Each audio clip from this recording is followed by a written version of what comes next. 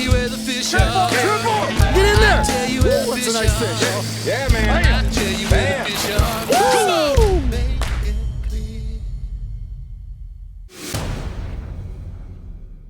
Hey guys, Dwayne England back here in the bait lab, Pautzke's Bait Company.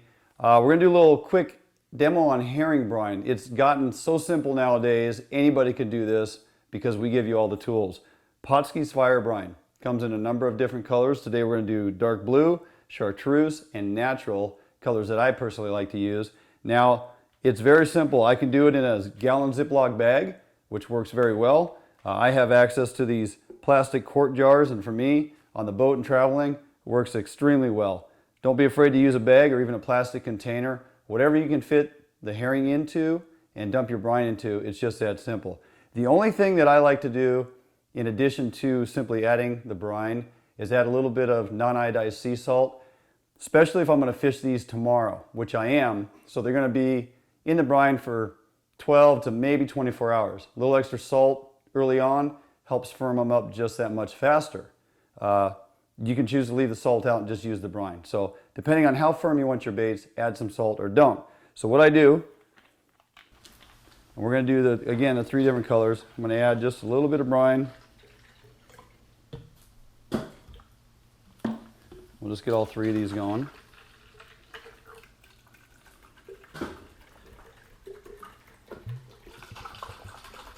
There's some chartreuse. Here's our natural. Now for me, the firmness I like and how fast we cure them up, 1/4 cup of 9-iodized sea salt. And again, you can choose to leave this out and it's not going to hurt a thing. So I like them a little firmer. You can even go with an 1/8 cup and that will give them a little extra firmness, but maybe not as firm as I like them. So it's entirely up to you. Add a little salt in there, a little firmer.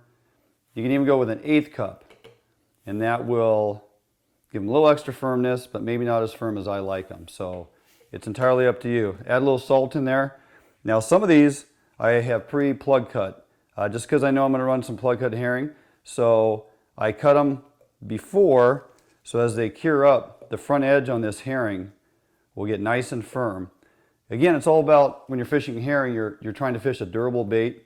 You don't want to have to keep pulling your line out to check your bait, see if it's still there. If you cure it up with the Pautzke Fire Brine, I know it's going to be durable. Add a little extra salt.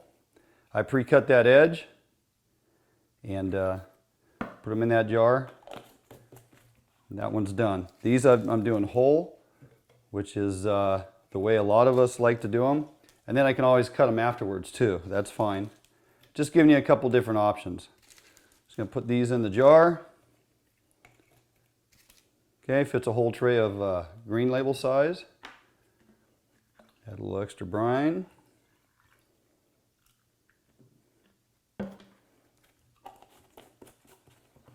There's that. Now we're going to do some natural. And these will be brined and firm, fishable by tomorrow. I can actually leave these either in a refrigerator or in a cooler on the boat. And I'll fish these 3 days. No more than 3 days, but 3 days in the brine, they're still going to be firm. They're going to fish just fine. They don't lose their scales. There's no harsh chemicals in here. It's all natural. It firms them up, doesn't remove the scales, and keeps them firm so they fish. So just shake that salt around a little bit. You know, I like to lay them in the cooler on the side and then kind of rotate them around. You can stand them up, lay them down, either or. But that's pretty much it. Pautzke Fire Brine, a little bit of salt. Pre-plug cut them if you choose, or cut them afterwards, or fish them whole. The brine does the work, and you know you're fishing a durable bait. Pick yourself up some fire brine and give that a try. Hey guys, I just finished up curing up my herring in the Pautzke's Fire Brine.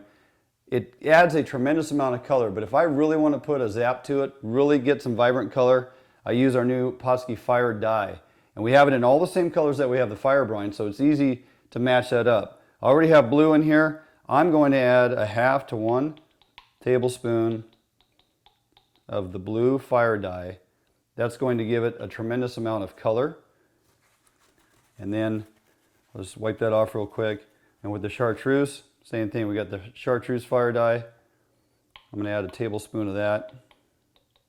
Again, adds a tremendous amount of color. And if I want to fish these by tomorrow morning, they'll be ready to go. They'll be firm, they'll have a ton of color, and they'll fish really well. Give yourself a try, or give that a try, fire or die.